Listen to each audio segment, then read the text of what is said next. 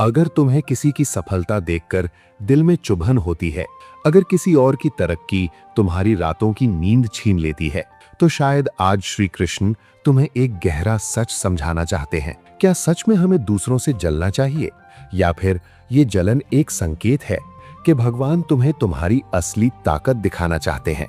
हम सोचते हैं, वो आगे कैसे बढ़ गया, मेरे साथ ही ऐसा क्यों, लोग क्या कहेंगे, इस डर में हम जीते हैं। कभी धोखा मिलता है, कभी अपने ही तुलना करने लगते हैं। ओवर थिंकिंग हमें अंदर से तोड़ देता है। फेलियर का डर हमें कोशिश करने से रोक देता है। दूसरों को खुश करते करते हम अपनी ही पहचान खो देते हैं, और फिर किसी की सफलता हमें अपनी कमी लगने लगती है। भगवद गीता में श्री कृष्ण कहते हैं, तुम्हारा अधिकार केवल कर्म पर है, फल पर नहीं। कृष्ण कहते हैं, तुलना मत करो, हर आत्मा का मार्ग अलग है। जो तुम्हारे लिए लिखा है वो तुम्हें कोई छीन नहीं सकता। जब तुम दूसरों की राह देखते हो तो अपनी राह खो देते हो। कृष्ण कहते हैं, अपने कर्म में स्थित रहो, शांति खुद आ जाएगी।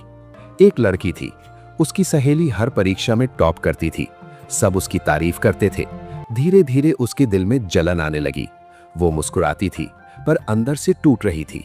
एक दिन उसने मंदिर में जाकर बस इतना कहा, हे कृष्ण, मुझे समझ दो।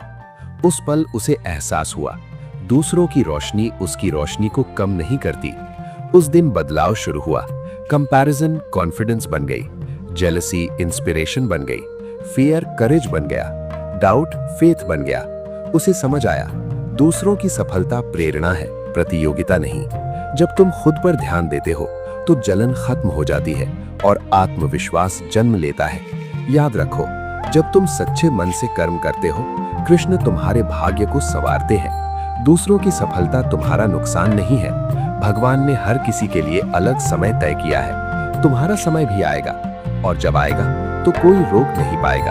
अगर आप कृष्ण पर विश्वास रखते हैं तो कमेंट में राधे राधे लिखें। जो कृष्ण को अपना मानते हैं वो 8 जरूर भेजें। वीडियो को लाइक और सब्सक्राइब करें। जहां कृष्ण का नाम होता है वहां तुलना और जलन की जगह नहीं होती।